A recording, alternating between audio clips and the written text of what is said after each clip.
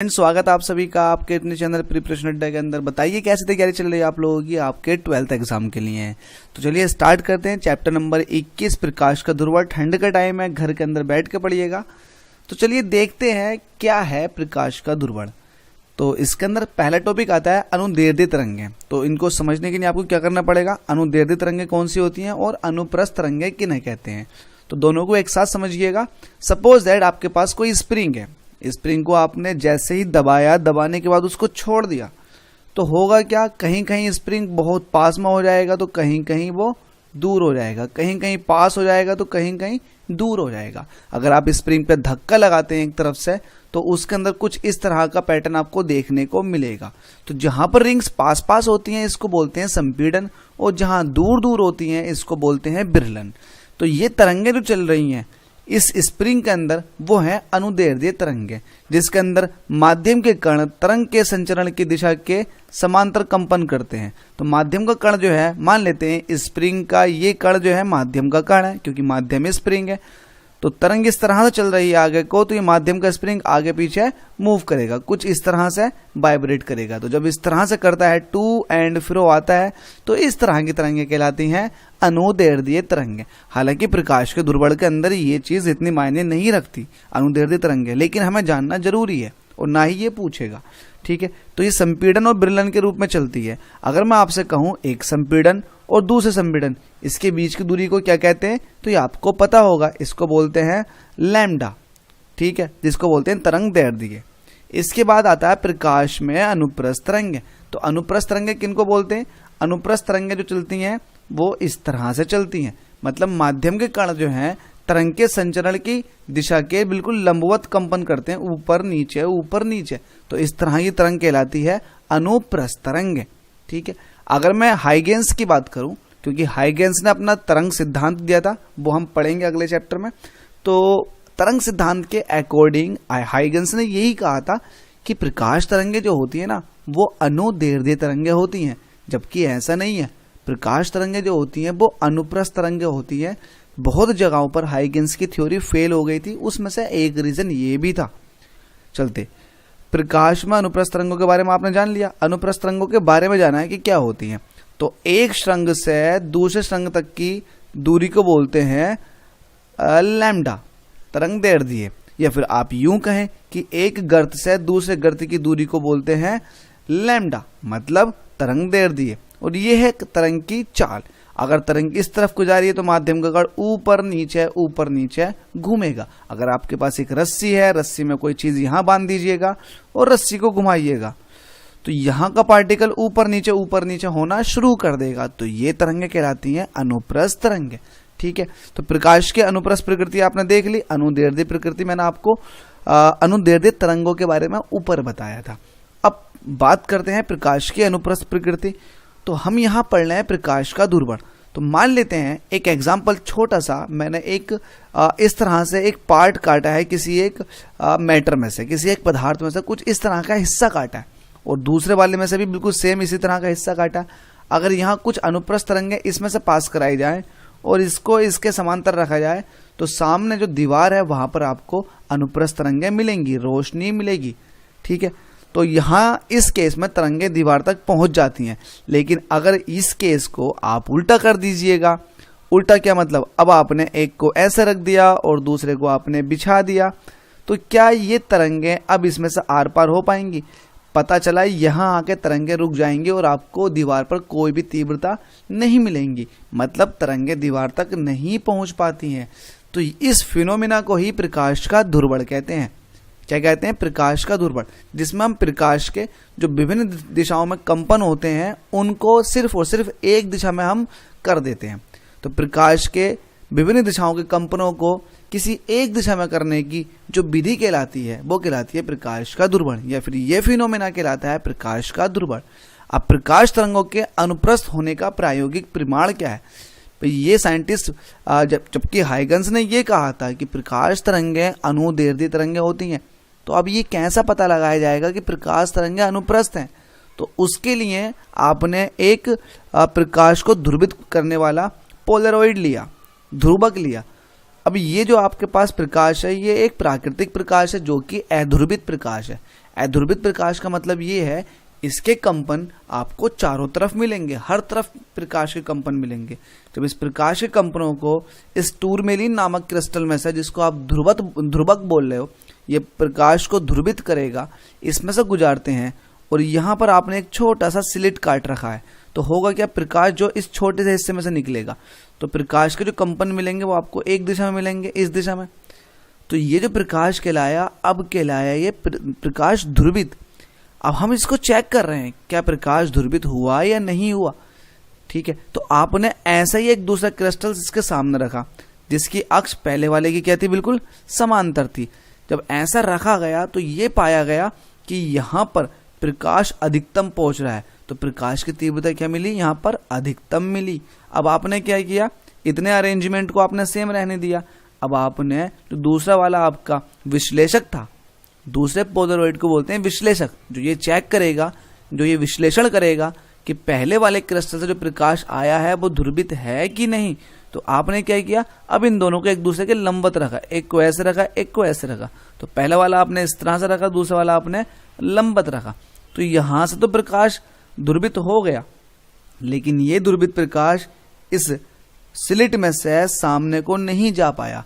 खुद सोचिए कैसे जाएगा। अगर आपके पास एक सामने से इस तरह से कोई छेद हो और आप रस्सी को इस तरह से घुमा के इस तरह से पहुंचाने की बात करो, तो क्या रस्सी चली जाएगी? क्या रस्सी के अंदर जो वाइब्रेशन है वो चले जाएंगे? नहीं, वो यहीं रुक जाएंगे। अगर आपके पास इस तरह से होता और वाइब्रेशन इस तरह से भेजने की बात करते तो निकल जाते, लेकिन इसमें नहीं निकलेंगे। तो इससे ये पता चलता है कि प्रकाश इस तरह की तरंगों के रूप में चलता है और इस तरह की तरंगों को बोलते हैं अनुप्रस्थ तरंगे। तो माना P1 व P2 टूरमेलिन के दो क्रिस्टल हैं, ठीक है। जो मैंने आपको बताया है वो यहाँ पर व्याख्या की गई है, इसको आप थ्योरी को पढ़ लें। जैसे मैंने आपको बताया बिल्कुल वैसे ही लिखा हुआ है, ठीक है। प्रकाश तरंगों का प्रकाशी प्रभाव वैद्युत वेक्टर के कंपन के कारण होता है। वेरी इंपॉर्टेंट, ये इंपॉर्टेंट पॉइंट है, आपका एमसीक्यू में मिल सकता है।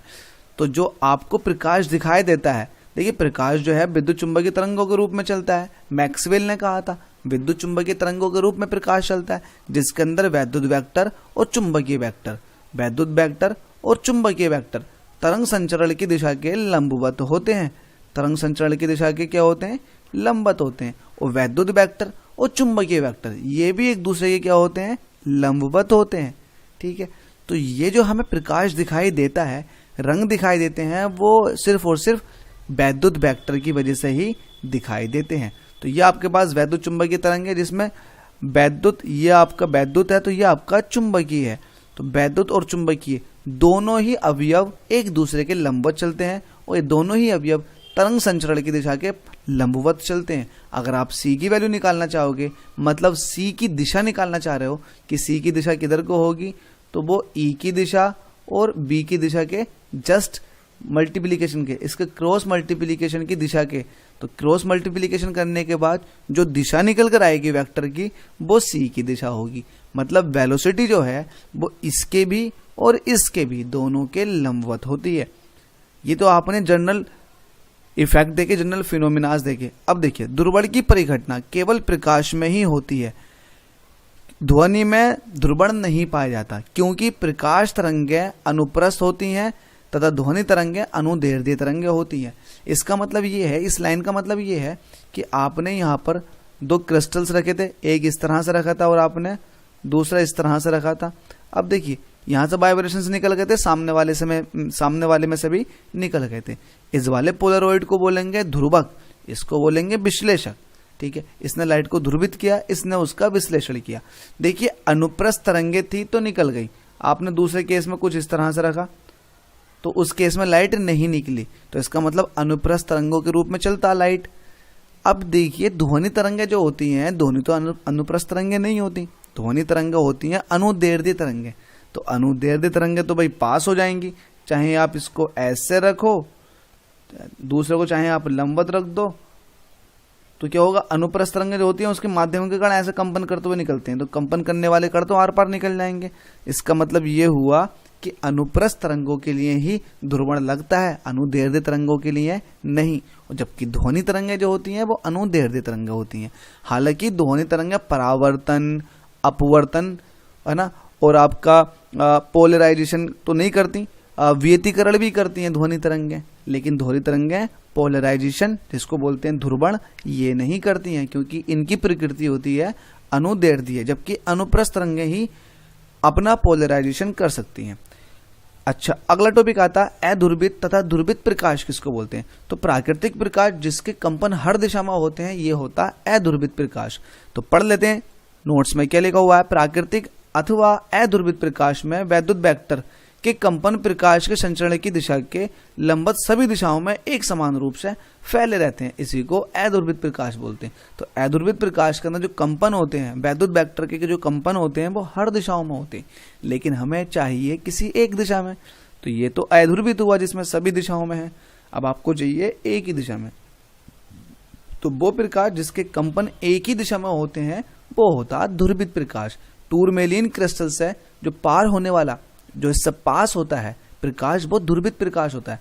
जैसे कि आपके पास ये टूरमेलिन का क्रिस्टल है, तो इसमें से अनुदैर्ध्य तरंगें पास कराओगे तो इसके कंपन निकलेंगे कुछ इस तरह से। तो ये कंपन निकलने का मतलब ये लाइट कुछ इस तरह से निकलेगी। तो ये आपके पास जो प्रकाश कहलाया ये कहलाया ध्रुवित प्रकाश। चलिए आगे चलते हैं। देखिए ये आपके पास अध्रुवित प्रकाश है जिसके कंपन हर दिशा में, और ये आपके पास ध्रुवित प्रकाश है जिसके कंपन केवल और केवल एक दिशा में। अगर इस तरह से कंपन है तो ये कागज तल के लंबवत है। देखिए कागज तल ये इंपॉर्टेंट है, इस पर ध्यान दीजिएगा, कागज तल के लंबवत है। और अगर इस तरह से डॉट के थ्रू आपको दिखाया गया है तो ये भी ध्रुवित प्रकाश है, ये भी ध्रुवित प्रकाश है, लेकिन ये जो कंपन है कागज तल के क्या है, समांतर है। ठीक है, देखिए अगर मैं ये कागज तल बना लेता हूं तो सही करके बनाते हैं। अगर ये आपके पास कागज तल है और इस तरह से कागज में कुछ इस तरह से कंपन हो रहे हैं तो ये कागज तल के हो गए समांतर, उसको तो ऐसे ही दिखाएंगे। और जो इस तरह से होंगे लंबवत होंगे, कागज तल में भी क्या होंगे, लंबवत होंगे, उसको दिखाओगे आप इस तरह से। ठीक है, आगे चलते हैं। परावर्तन द्वारा प्रकाश का ध्रुवण, ये इंपॉर्टेंट टॉपिक है, इस पर ध्यान दीजिएगा। और ब्रूस्टर का नियम बहुत ज्यादा इंपॉर्टेंट है। तो ब्रूस्टर के नियम के अनुसार एक विशेष आपतन कोण के लिए परावर्तित प्रकाश पूर्णतः समतल ध्रुवित होता है तथा इसके कंपन आपतन तल के लंबवत होते हैं।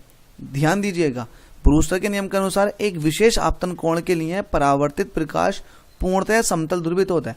अगर आपके पास ये एक अपवर्तक पृष्ठ है और यहाँ पर अगर लाइट आगे गिरेगी तो लाइट अपवर्तक में अपवर्तन करेगी, माध्यम में कुछ इस तरह से मुड़ेगी, लेकिन थोड़ी सी लाइट परावर्तित भी हो जाती है। तो ये परावर्तित प्रकाश और अपवर्तित प्रकाश ये दोनों ही कैसे होते हैं, ये दोनों ही ध्रुवित प्रकाश होते हैं। तो ब्रूस्टर ने क्या कहा था, एक विशेष आपतन कोण के लिए, एक विशेष आपतन कोण के लिए परावर्तित प्रकाश, ये परावर्तित प्रकाश जो है ये पूर्णतः समतल ध्रुवित होता है। कैसा होता है, समतल ध्रुवित होता है तथा इसके कंपन आपतन तल के लंबवत होते हैं। देखिए यहां पर बोला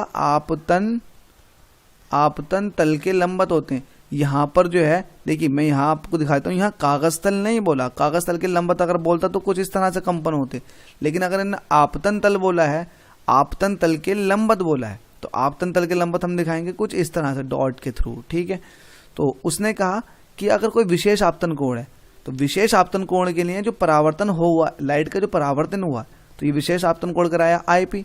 तो लाइट का जो परावर्तन हुआ ना, तो एक विशेष आपतन कोण के लिए परावर्तित प्रकाश जो होता है पूर्णतः समतल ध्रुवित होता है। कैसा होता है, पूर्णतः समतल ध्रुवित होता है तथा इसके कंपन आपतन तल के लंबवत होते हैं। इसके कंपन कैसे होंगे, आपतन तल के लंबवत, मतलब आपको यहाँ पर क्या मिलने वाले हैं, डॉट। देखिए इसका डायग्राम दिखाया जाएगा अभी। तो यहाँ पर आपके पास क्या आया, आईपी आया, तो यहाँ n इज इक्वल टू आता है 10 IP, जहां पर n जो है इस पदार्थ का अपवर्तनांक है और 10 IP जो है वो है ध्रुवण कोण। ठीक है, अगर आपको ये डेफिनेशन याद ना हो पाई, हालांकि मैंने पूरी कोशिश की आपको याद कराने की सिंपल वे में, लेकिन अगर आपको फिर भी याद नहीं हो पाई हो तो ब्रूस्टर नियम में आप n is equal to 10 IP लगाना ना भूलें। अगर आ जाए ना आपसे पूछ ले कि क्या है भाई ब्रूस्टर का नियम, तो आप कुछ ना कुछ है ना, कुछ लिखें या ना लिखें, लेकिन ये फॉर्मूला जरूर लिख दें और बता दें n जो है अपवर्तनांक है और 10 IP जो है ये है ध्रुवण कोण। ठीक है, तो ये जरूर लिख दें। ठीक है, तब तो आपका काम चल जाएगा, कुछ ना कुछ मार्क्स मिल जाएंगे, लेकिन ये फॉर्मूला जरूर लिखें ब्रूस्टर के नियम में। n is equal to 10 IP, इसके ऊपर न्यूमेरिकल है, एकदम फर्जी न्यूमेरिकल होंगे, बिल्कुल हलवा न्यूमेरिकल होंगे, एकदम लगा दोगे आप। ठीक है, ये संबंध ब्रूस्टर का नियम कहलाता है। कौन सा? ये संबंध जो है ब्रूस्टर का नियम कहलाता है। वायु कांच के लिए आईपी का मान 57 डिग्री होता है। ये याद रहे या न रहे कोई फर्क नहीं पड़ता, ठीक है, बस ये याद रहे कि ये संबंध ब्रूस्टर का नियम कहलाता है। आगे चलते हैं, इसका डायग्राम बना के दे रखा होगा। देखिए ये प्रकाश जो था ये आपका एक साधारण प्रकाश जिसको बोलते हैं प्राकृतिक प्रकाश था, जिसके कंपन जो थे, है ना, जिसमें वैद्युत वेक्टर के कंपन जो थे वो हर दिशाओं में थे। जैसे ही यहाँ आया कांच के, ये वायु से कांच पर आगे गिरा, तो हमें पता है कांच के अंदर अपवर्तन होगा, लेकिन थोड़ा सा प्रकाश परावर्तित भी हो जाएगा। तो परावर्तित प्रकाश जिसको बोलते हैं रिफ्लेक्टेड, है ना, रिफ्लेक्टेड लाइट। तो ये रिफ्लेक्टेड लाइट और रिफ्रैक्टेड लाइट, परावर्तित और अपवर्तित दोनों ही ध्रुवित हो जाती हैं, लेकिन ये होती है समतल ध्रुवित। कैसी होती है? समतल ध्रुवित। इसमें जो कंपन है, कंपन कागज तल के, ये अभी कागज तल के क्या है, ये कागज तल के लंबवत है। देखो यहाँ आइएगा, यहाँ आपको कागज तल के बारे में बता रखा मैंने। कहाँ गया, कहाँ गया, ये रहा, ये रहा। देखिए कागज तल के लंबवत कंपन इस तरह से, ये कागज तल के लंबवत हैं और ये जो था कागज तल के समांतर है। लेकिन कागज तल के समांतर है ना, कागज तल, लेकिन मैंने बोला आपतन तल। कौन सा तल? आपतन तल। अगर आपतन तल के समांतर आ जाएं तो आप इस तरह से दिखाओगे, और आपतन तल के लंबवत आ जाएं तो आपतन तल के लंबवत आप गुल्ले बना कर दिखाओगे, गुल्ले। तो आपके पास कहाँ गया? ये गया। तो ये जो है आपतन तल के क्या है, ये गुल्ले जो बने हुए हैं आपतन तल के लंबवत, आपतन तल। अच्छा, आपतन तल कौन सा? जहां पर लाइट आकर आपतित हुई है उसको बोलते हैं आपतन तल। तो उसके लंबवत कंपन है। कैसे है? लंबवत कंपन है।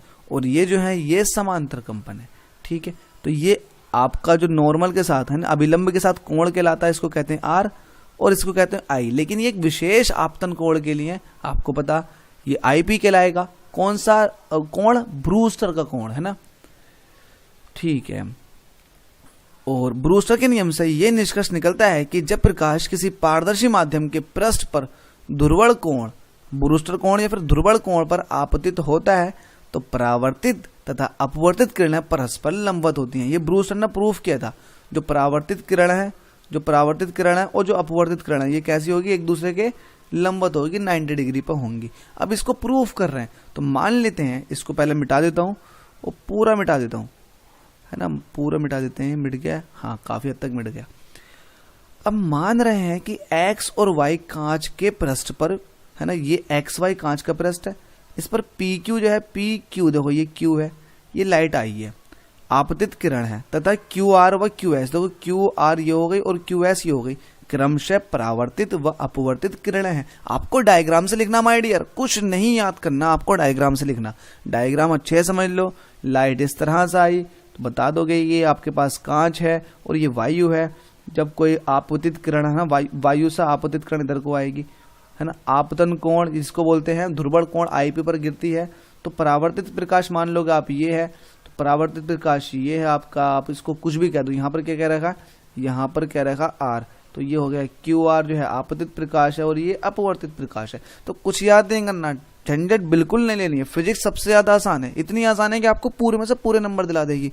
कुछ टफ नहीं है फिजिक्स के अंदर। देखो मैं आपको समझा रहा हूँ, बिल्कुल भी आसान, बिल्कुल भी, मतलब कोई ऐसी चीज नहीं है जो आपको समझ में नहीं आए। एक इजीली समझ में आ जाएगी तो यार हल्की है फिजिक्स, जबरदस्ती हुआ बना रहेगा फिजिक्स वाली है, फिजिक्स वाली है, कोई भारी वाली नहीं है, बहुत ईजी है फिजिक्स। अब देखिए, माना ये आपने थ्योरी जो लिखनी है सब इसमें से लिखनी है डायग्राम में से, तो लगाते हैं, क्या लगाते हैं? आप लगाते हैं स्नेल का नियम। उसने कहा था आपतन कोण तथा परावर्तन कोण का अनुपात पहले माध्यम के सापेक्ष दूसरे माध्यम के अपवर्तनांक के बराबर होता है, ठीक है। अब चूंकि आपने पढ़ लगा एन जो होता है वो 10 आईपी के बराबर होता, आपने यहाँ रख दिया एन की जगह 10 आईपी, और यहाँ sine IP upon sine R ऐसे रहेगा। अब tan थीटा का फॉर्मूला आपको पता क्या होता है? Sine theta upon cos theta. जैसे आपने किया इससे तुरंत ये कट जाएगा।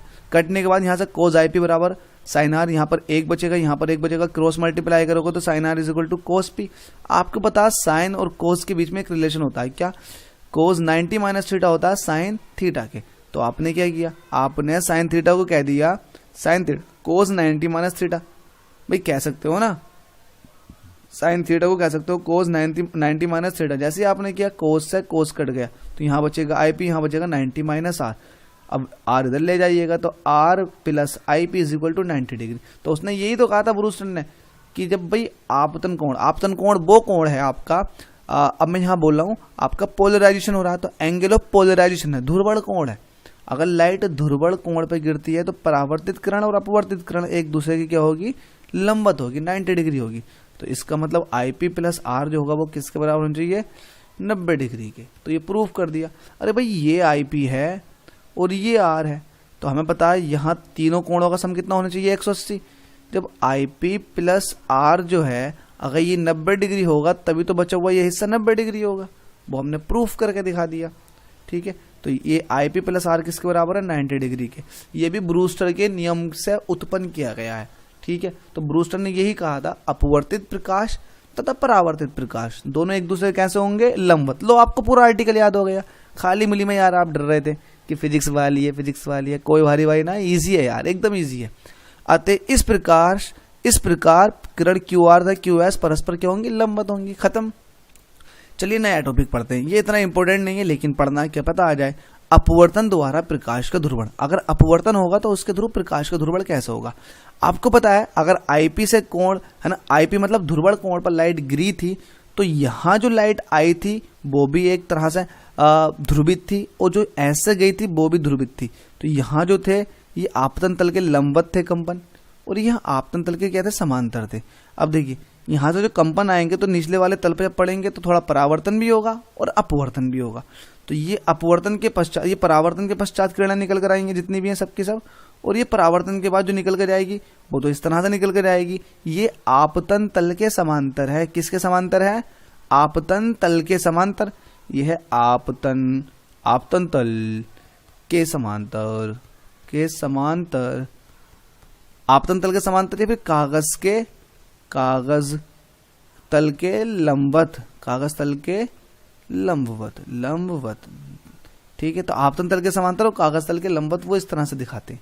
चलिए, तो ये मैंने आपको बताया ना, इसमें कुछ नहीं है, थ्योरी है। जब कांच की मोटी सी है ना मोटाई की बहुत सी प्लेटों को जिनके एक दूसरे के समांतर एक दूसरे के ऊपर रखा जाता है तो इस प्रकार इस प्रबंध को पट्टी का पुंज कहते हैं। जब देखो यहाँ से स्टार बना हुआ, जब अध्रुवित प्रकाश ध्रुवण कोण पर आपतित होता है तो इसके दोनों पृष्ठों से परावर्तित प्रकाश पूर्णतः समतल ध्रुवित होता है। इस प्रकाश का वह घटक जिसके कंपन आपतन तल के लंबवत होते हैं प्रत्येक पृष्ठ पर परावर्तित होता रहता है। अतः क्रिया सभी पृष्ठों पर, ये क्रिया सभी पृष्ठों पर होती रहती है।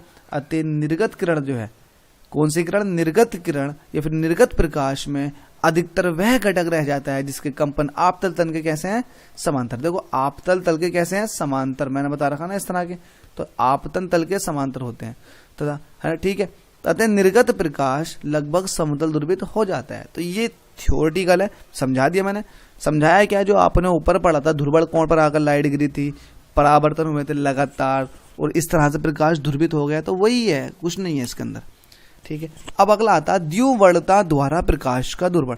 चलो इसको भी पढ़ लेते हैं, इसमें भी कुछ नहीं रखा, इसके बाद चैप्टर खत्म होने वाला, ये मजे करेंगे। तो द्युवर्णता द्वारा प्रकाश का ध्रुवण, कुछ द्यु अपवर्तक पृष्ठों में यह गुण होता है कि वह दोनों अपवर्तित किरणों में से एक को प्रवृत्त से अवशोषित कर लेते हैं जबकि दूसरी को बहुत कम हानि से निर्गत होने देते हैं। इस अवशोषण को द्युवर्णता कहते हैं। मतलब क्या कहा गया ये भाई, आपके पास कुछ ऐसे पृष्ठ हैं जिसके अंदर दो तरह की लाइटें जा रही हैं, एक तो समतल ध्रुवित है, दोनों ही समतल ध्रुवित हैं, लेकिन एक के कंपन जो वो आपके ये कहो कि कागज तल के लंबवत हैं और एक के कंपन जो है वो कागज तल के समांतर हैं। तो किसी एक तरह के कंपन को वो आपका कांच अवशोषित कर लेगा, या फिर वो पदार्थ एक तरह के कंपन को अवशोषित कर लेगा, फिर दूसरी तरह के कंपन निकलेंगे ना बाहर को, तो इस तरह से जो बाहर कंपन निकलना है वो कैसे हैं, समतल ध्रुवित है। खत्म कहानी, इसके अंदर यही था। अब आगे बात करते हैं प्रकीर्णन द्वारा प्रकाश का ध्रुवण। तो प्रकीर्णन द्वारा भी प्रकाश का ध्रुवण होता, मतलब क्या है, देखिए प्रकीर्णन क्या, जब आपने देखा होगा अगर सुबह ही सुबह, अगर ये अर्थ है हमारी, ये अर्थ है, अगर सुबह सूरज निकल रहा है तो हमें वो रेड दिखाई देता। कैसे दिखाई देता, रेड दिखाई देता।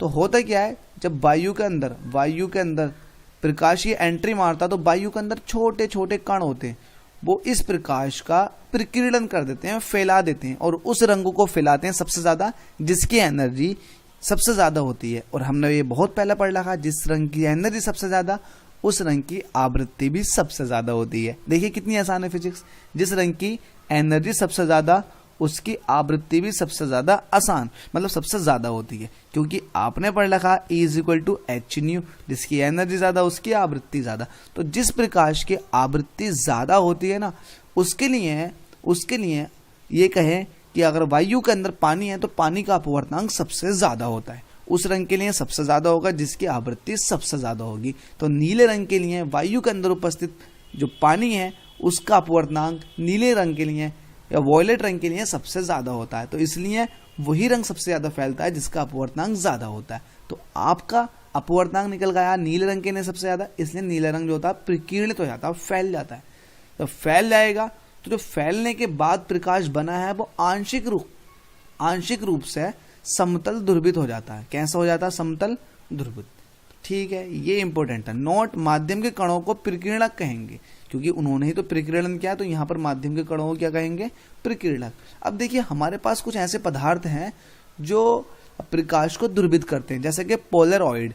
ये समतल ध्रुवित प्रकाश उत्पन्न करने के लिए प्रयुक्त होता है। यह एक बड़े आकार की फिल्म होती है जो दो कांच की प्लेटों के बीच रखी जाती है। ज्यादातर ये फिल्म जो बनी हुई होती है वो सेल्यूलोज या फिर स्टार्च की बनी हुई होती है। आजकल आपने गाड़ियों के अंदर देखा होगा, जो गाड़ी के फ्रंट शीशे होते हैं, अगर वहां पर आप कोई चीज मारोगे, पत्थर वगैरह मारोगे, करना मत एक्सपेरिमेंट, वरना कोई मारेगा बहुत ही धो देगा समझ के। ठीक है, तो वहां पर एक्सपेरिमेंट मत करना। लेकिन बता रहा हूं, अगर कांच टूटा हुआ है ना किसी गाड़ी का फ्रंट शीशा, तो वो एकदम टूटता नहीं है, बिखरता नहीं है एकदम। अगर आप मारोगे कोई चीज तो वो दबेगा, मुड़ जाएगा, चटक जाएगा, मुड़ जाएगा, लेकिन एकदम से नहीं टूटेगा। तो ऐसा क्यों? जो आपके घर में शीशे होते हैं जिसके अंदर आप चेहरा देखते हो अपना, अगर उनको दीवार में फेंक के मारोगे तो वो चूरा चूरा हो जाएगा। लेकिन जो गाड़ियों के अंदर शीशे होते हैं, फ्रंट वाले शीशे जो होते हैं, बड़े वाले, ड्राइविंग के सामने वाले, अगर उन पर आप कुछ पत्थर फेंक के मारोगे तो वो मुड़ जाएगा, वो टूटेगा नहीं एकदम से। तो क्यों? ऐसे क्यों भाई? ऐसा इसलिए किया जाता है कि अगर आप ड्राइविंग कर रहे हो, सामने से कोई गाड़ी आ रही है, तो उसकी जो लाइट होती है रात में, है ना, जो सामने से गाड़ी आती है ना, उसकी चकाचौंध की वजह से, उससे बचने के लिए, चकाचौंध से बचने के लिए, क्यों? क्योंकि आप यहाँ ड्राइविंग कर रहे हो तो आपको बहुत ज्यादा चमकीली लाइट दिखाई देती है सामने से आने वाली गाड़ी की। तो आपको उस आने वाली गाड़ी के प्रकाश, जो प्रकाश है ना, उसकी तीव्रता को कम करने के लिए, या फिर यूं कहें उस प्रकाश को शुद्ध करने के लिए या उस प्रकाश को ध्रुवित करने के लिए आपको क्या करना पड़ेगा? कुछ इस तरह का मटेरियल लगाना पड़ता है। तो इस तरह का मटेरियल आपने कहाँ लगाया? आपने लगाया दो कांच की प्लेटों के बीच में, तो इसी को बोलते हैं पोलरॉइड। तो वही बात यहाँ कही जा रही है कि यह समतल ध्रुवित प्रकाश उत्पन्न करने के लिए प्रयुक्त होता है। यह एक बड़े आकार की फिल्म होती है जो दो कांच की प्लेटों के बीच रखी जाती है। प्रत्येक पोलरॉइड फिल्म में एक अभिलाक्षणिक दिशा होती है जिसे ध्रुवक या फिर ध्रुवण दिशा कहते हैं। मतलब लाइट को किस तरफ मोड़ना, वो ध्रुवण दिशा कहलाएगी। ठीक है, तो देखिए ये आपके पास क्या है? अध्रुवित प्रकाश है। मतलब जो गाड़ी आ रही है वो है ना, उसकी हेडलाइट से निकलने वाला प्रकाश। अगर आपने शीशे में पोलरॉइड नहीं लगा रखा, फ्रंट वाले शीशे में पोलरॉइड इस्तेमाल नहीं किया है, तो आपको बहुत तेज आंखों पर रोशनी पड़ेगी, चकाचौंध हो जाएगी और आपको हो सकता है दिक्कत हो गाड़ी चलाने में। तो आप क्या करते हो? अगर आपने पोलरॉइड लगा रखा अपनी गाड़ी के अंदर, मतलब शीशे के अंदर लगा हुआ ही आता है, तो वो क्या करेगा? लाइट को फिल्टर कर देगा, है ना, समतल ध्रुवित प्रकाश निकालेगा अपने अंदर से। तो देखिए अब आपको बहुत आसानी से और बहुत ही आराम से बिना इरिटेशन के सामने से आने वाली गाड़ी दिखाई दे जाएगी। तो जब पोलरॉइड एक दूसरे के समांतर रखे होते हैं तो पहले पोलरॉइड द्वारा पारगमित प्रकाश दूसरे पोलरॉइड द्वारा भी पारगम हो जाता है तथा दूसरे पोलरॉइड को, है ना, 90 डिग्री या 90 अंश के कोण पर घुमाया जाता है तो कोई प्रकाश बाहर नहीं निकलता। इस स्थिति में दोनों पोलरॉइड की ध्रुवण दिशाएं एक दूसरे के लंबवत होती हैं। कहने की बात यह है, अगर इस तरह से रखा हुआ है, शायद डायग्राम बनाकर दिखा रखा होगा मैंने, हाँ ये देखिए, अगर आपने इस तरह से पोलरॉइड रख रखे हैं दो एक दूसरे के समांतर है, तो जाहिर सी बात है लाइट निकल कर आ जाएगी। लेकिन अगर आपने इस तरह से लगा कर रख रहे हैं, है ना, इसके ऊपर को है, इसके इस तरह से, तो ये क्रॉस, जिसको बोलते हैं क्रॉस्ड पोलरॉइड, तो इसमें से प्रकाश बाहर को नहीं निकलेगा। तो यहां है, इस स्थिति में पोलरॉइड को क्रॉस्ड पोलरॉइड बोलते हैं। इसमें पहला पोलरॉइड ध्रुवक तथा दूसरा पोलरॉइड विश्लेषक कहलाता है, क्योंकि पहले ने ध्रुवण किया है और दूसरे ने विश्लेषण किया है। विश्लेषण किस बात का? कि लाइट समतल ध्रुवित थी या नहीं थी। ठीक है, अब देखिए पोलराइडों के उपयोग, तो पोलराइड का उपयोग मोटर कारों में रात में सामने से आने वाली कांच की हेडलाइट चोंद से बचने के लिए किया जाता है। जो चकाचौंध होती है, एकदम तेज लाइट आती है, तो उससे बचने के लिए आपने अपने फ्रंट शीशे के अंदर पोलराइड का शीशा लगाया हुआ होता है। इसका इस्तेमाल हम फोटो कैमरा के लेंस के आगे पोलराइड लगाकर भी, मतलब पोलराइड जो है ना, लेंस जो होते हैं आपके कैमरे जो होते हैं उनके लेंस के आगे लगा के एक अच्छी फोटो खींची जाती है। बादलों के स्पष्ट फोटो खींचने के लिए ऐसे इस्तेमाल किया जाता है। पोलराइड द्वारा 3 विमाओं वाले चित्र, जिनको हम होलोग्राम कहते हैं, उनको भी देखा जा सकता है। तो ये कुछ इंपॉर्टेंट इसके पॉइंट्स थे, मतलब ये कहें कि इसके यूजेस थे। अब आता दूसरा सबसे इंपॉर्टेंट पॉइंट, मेलस का नियम। एक तो मैंने आपको बताया ब्रूस्टर का, दूसरा है मेलस का नियम। तो मेलस, देखिए मेलस हो गया, पोलराइड हो गया, ब्रूस्टर हो गया, इन पर अच्छे से आपको वर्क करना है। तो इस नियम के अनुसार बाद में चलेंगे, पहले देख लेते हैं कि फिजिकली हुआ क्या था। देखिए आपके पास एक पोलराइड था, उसने लाइट को पोलराइज कर दिया। दूसरा आपका विश्लेषक था, है ना, वो चेक करने के लिए कि लाइट की तीव्रता यहाँ पर आपको कम मिलेगी या ज्यादा मिलेगी। तो ये तो समतल ध्रुवित प्रकाश को निकाल देगा, लेकिन यहाँ से प्रकाश नहीं निकलेगा। इसका मतलब इसकी अक्ष ऐसे है, इसकी अक्ष ऐसे है, एक दूसरे के लंबवत है। लेकिन अगर मैं ऐसे ही प्रकाश, है ना, ऐसे ही आप एक पोलराइड को दूसरे पोलराइड के इस तरह समांतर रखोगे तो क्या होगा, लाइट यहाँ से भी निकल जाएगी और यहाँ से भी निकल जाएगी, आपको तीव्रता अधिकतम मिलेगी। तो अब आपको करना क्या, अब आपको पोलराइड, पहला पोलराइड तो आपने फिक्स कर दिया, दूसरे पोलराइड को आपको घुमाना है।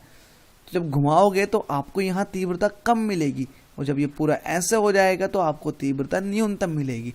तो इसका मतलब इसके अंदर कुछ संबंध निकाला जा सकता है। तो ठीक है, संबंध निकालते हैं। तो यहाँ पर जो पहुंचने वाली तीव्रता है, क्या यहाँ पर जो पहुंचने वाली तीव्रता है वो कोस इसको, है ना, ऐसे कहें कि दोनों पोलराइडों के अक्ष के बीच बनने वाले कोण के वर्ग के कोज्या के समानुपाती होता है। मैंने क्या बोल दिया, मैंने कहा आपके पास एक पोलराइड ये है, दूसरा पोलराइड ये है, इन दोनों की अक्ष है, इसकी अक्ष ये रही, इसकी भी अक्ष ये रही। अब आपने इसको घुमा दिया, इसकी अक्ष ऐसे हो गई, ये दोबारा बना देते हैं, इसकी अक्ष मान लेते हैं ऐसे। तो भाई देखो इन दोनों के बीच में कोण कितना बनेगा। अब यहाँ से देखोगे ना आप, तो आपको ये ऐसे दिखाई देगी, पहली वाली तो आपको ऐसे दिखाई देगी, दूसरी वाली आपको ऐसे घूमी हुई दिखाई देगी। तो ये कोण बनना ना थीटा, तो बस इसी की बात कर रहे हैं।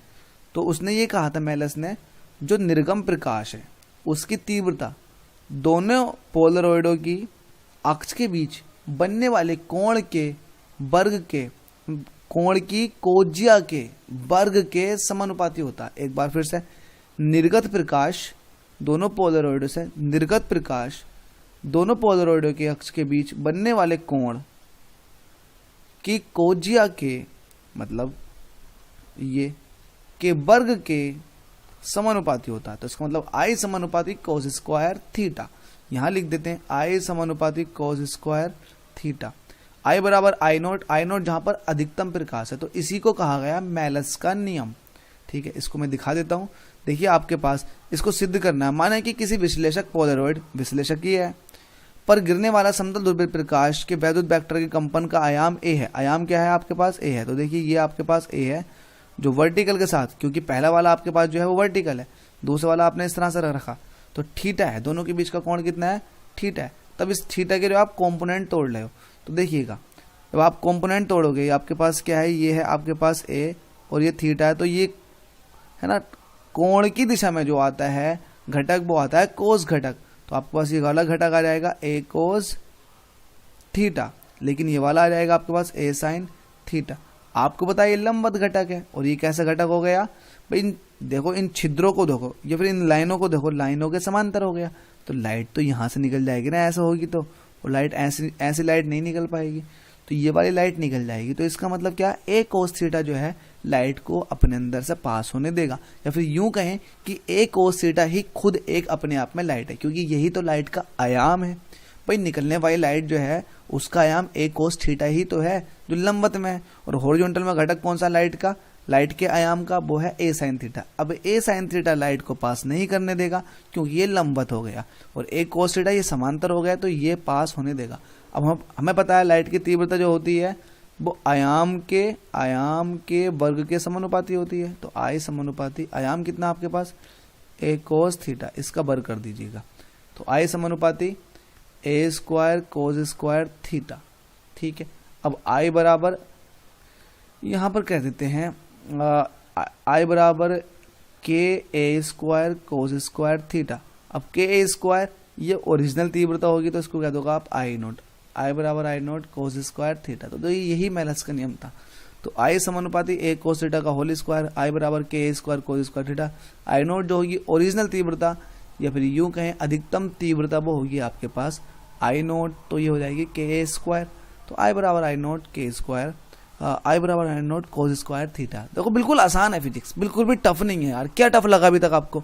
कुछ भी टफ नहीं लगा यार। आपके पास आयाम ये था, आपने घटक तोड़ दिए, एक लंबवत घटक है ना, तो ये आपका थीटा की दिशा में जो आएगा ये आएगा क्षैतिज घटक ए कोस थीटा और ए साइन थीटा। अब छिद्र आपने ऐसा कर रखे हैं तो भाई ये वाली लाइट तो पास हो पाएगी, ये तो रुक जाएगी क्योंकि लंबवत हो जाएगा। ये भाई इस वाली लाइट के लिए है, ये वाला तो लंबवत ही हुआ ना, तो ये वाला निकल के जाएगा जो ऐसा होगा। तो ऐसा जो है वो है ए कोस थीटा। तो ठीक है, तीव्रता जो होती है वो आयाम, तो आयाम कितना निकल कर आया ए कोस थीटा, क्योंकि ये खुद ए था। ठीक है, जो कोण पर झुका हुआ था वो क्या था आपके पास? भाई जो कोण पर झुका हुआ था वो तो ए था, तो घटक निकालोगे तो ए कोस थीटा और ए साइन थीटा। कई बार बताना पड़ गया मुझे, तो इसका मतलब आपको अब मैं चाह रहा हूं कि अच्छे से ये पता चल जाए, अच्छे से आपको वीडियो देखते देखते रट जाए कि ये मैं कैसे कर रहा हूं।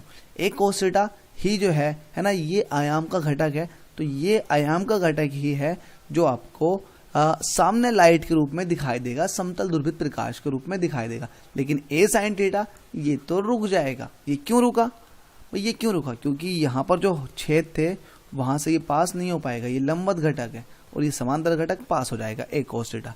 ठीक है, तो मेलस पूरा हो चुका है। अब लास्ट टॉपिक पढ़ते हैं, पोलरॉइड से समतल ध्रुवित प्रकाश का संसूचन कैसे चेक करें। तो पोलरॉइड की सहायता से ये ज्ञात किया जा सकता है कि कोई भी प्रकाश पूर्णतः समतल ध्रुवित है अथवा आंशिक अथवा पूर्णतः अध्रुवित। इसके लिए पोलरॉइड को आपतित प्रकाश में घुमाते हैं। देखिए ये जो है ना, ये है ना, जो आपने दूसरा वाला था ना, दूसरे वाले को आप घुमाओगे, कहाँ गया, ये दूसरे वाले को घुमाओगे, पहले वाले को तो फिक्स रहने दोगे, दूसरे वाले को जब घुमाओगे तो पता लग जाएगा कि आपका जो प्रकाश आ रहा है पहले वाले से पास होकर वो ध्रुवित है या नहीं है। तो चेक करने के लिए अगला पॉइंट क्या, यदि पोलरॉइड को पूरा एक चक्कर घुमाने में किसी भी स्थिति में निर्गत प्रकाश की तीव्रता में कोई अंतर नहीं पड़ता तो दिया गया प्रकाश अध्रुवित है। भाई आपकी तीव्रता में कोई फर्क ही नहीं पड़ रहा, जब तीव्रता में कोई फर्क ही नहीं पड़ रहा तो दिया गया प्रकाश अध्रुवित ही होगा। क्योंकि आपको पता है ध्रुवित प्रकाश में तीव्रता अधिकतम और न्यूनतम हो जाती है। एक बार आपको बहुत ज्यादा आपको रोशनी मिलती है तो एक बार आपको बिल्कुल अंधेरा मिलता है। जब एक दूसरे के लंबवत रख देंगे दोनों को तो अंधेरा मिलेगा, एक दूसरे के समांतर रख देंगे तो आपको अधिकतम तीव्रता मिलेगी। लेकिन तीव्रता में कोई फर्क ही नहीं आ रहा तो इसका मतलब दिया गया प्रकाश क्या है? अध्रुवित है। यदि निर्गत प्रकाश की तीव्रता में परिवर्तन होता है तथा पोलरॉइड को एक पूरा चक्कर घुमाने में 2 बार तीव्रता अधिकतम 2 बार शून्य हो जाती है तो दिया गया प्रकाश पूर्णतः समतल ध्रुवित है। मतलब आपके पास एक ये था, तो आप देखो यहां से शुरू करो, ये तो फिक्स रहना ए, बी वाले को घुमाओ, जब बी वाले को घुमाओगे अभी तो अधिकतम तीव्रता, ये आपका सी सिरा, ये आपका डी सिरा। तो जब सी सिरा यहाँ आ जाएगा, सी यहाँ आ जाएगा, डी यहाँ आ जाएगा, तब आपको अंधेरा मिलेगा। फिर आपका क्या हुआ, डी ऊपर पहुंच गया, डी यहाँ पहुंच जाएगा, सी यहाँ आ जाएगा, तब आपको फिर से तीव्रता मिल जाएगी। तो एक पहले केस में तीव्रता मिली और आपको तीसरे केस में तीव्रता मिली, दूसरे केस में आपको अंधेरा मिला। फिर घूम कर डी यहाँ पहुंच जाएगा, सी यहाँ आ जाएगा, तब भी आपको अंधेरा मिलेगा। मतलब 2 बार ऐसे मिलेंगे आपको दोनों और 2 बार आपको ऐसे मिलेंगे दोनों। ठीक है, तो ये आप ध्यान से सोच सकते हैं यार, सोच सकते हैं। इतनी तो सोच डेवलप हो गई है यार हमारी कि हम सोच सकते हैं कि दोनों को एक दूसरे के समांतर रखेंगे, फिर दूसरे वाले को घुमाएंगे। तो पहले से स्टार्ट करो ना, जब समांतर रखा था तो अधिकतम तीव्रता मिली, फिर घुमाओगे 90 डिग्री पे ले जाओगे तो आपको बिल्कुल अंधेरा मिलेगा, शून्य तीव्रता। फिर घुमा कर आप 180 पे ले जाओगे तो फिर से आपको तीव्रता मिलेगी। फिर घुमा कर आप 270 पे ले जाओगे तो फिर आपको अंधेरा मिलेगा। फिर घुमा कर आप 360 पे ले जाओगे तो फिर से आपको तीव्रता मिलेगी। इसका मतलब 2 बार तीव्रता मिली और 2 बार आपको अंधेरा मिला, मतलब तीव्रता नहीं मिली। यदि निर्गत प्रकाश में परिवर्तन तो होता है परंतु पोलरॉइड की किसी भी स्थिति में तीव्रता शून्य नहीं होती तो दिया गया प्रकाश आंशिक रूप से क्या है? अध्रुवित है। आंशिक रूप से ध्रुवित है। तो आंशिक रूप से ध्रुवित कब होगा? जब तीव्रता में, देखिए यदि निर्गत प्रकाश में परिवर्तन तो होता है, परिवर्तन तो हुआ, थोड़ा बहुत हुआ, परंतु पोलरॉइड की किसी भी स्थिति में तीव्रता शून्य नहीं हुई। भाई तीव्रता शून्य नहीं हुई, हम चाह रहे थे शून्य हो जाए, अगर शून्य होती तो पूरी तरह से समतल ध्रुवित था, लेकिन शून्य नहीं हुई तो पूरी तरह से समतल ध्रुवित प्रकाश हमारा नहीं है, तो इसको बोलेंगे आंशिक रूप से ध्रुवित। ठीक है, तो इस चैप्टर के अंदर इतना ही है। देखिए इतना सा चैप्टर है, छोटा सा चैप्टर है, लल्लू चैप्टर है, इसको खत्म कर दीजिएगा। पूरी वीडियो कंटिन्यू देखते रहें, मतलब आप देख चुके होगे अब तक, तो धन्यवाद कहूंगा आपका, आपने वीडियो देखी है, वीडियो अच्छी लगी है, कुछ भी आपको समझ में आया ना तो प्लीज कमेंट करें और बताएं आपको क्या समझ में आया और क्या समझ में नहीं आया। जो चीज समझ में नहीं आई है तो कमेंट बॉक्स में कमेंट करके आप बता सकते हैं, मैं आपके कमेंट हमेशा पढ़ता हूँ, रिप्लाई भी देता हूँ। ठीक है, अगर आपको ये नोट्स अच्छे लग रहे हैं तो इन नोट्सों का आपको PDF लिंक डिस्क्रिप्शन बॉक्स में दे रखा है, वहां से डाउनलोड कर सकते हैं। वीडियो देखने के लिए आपका धन्यवाद।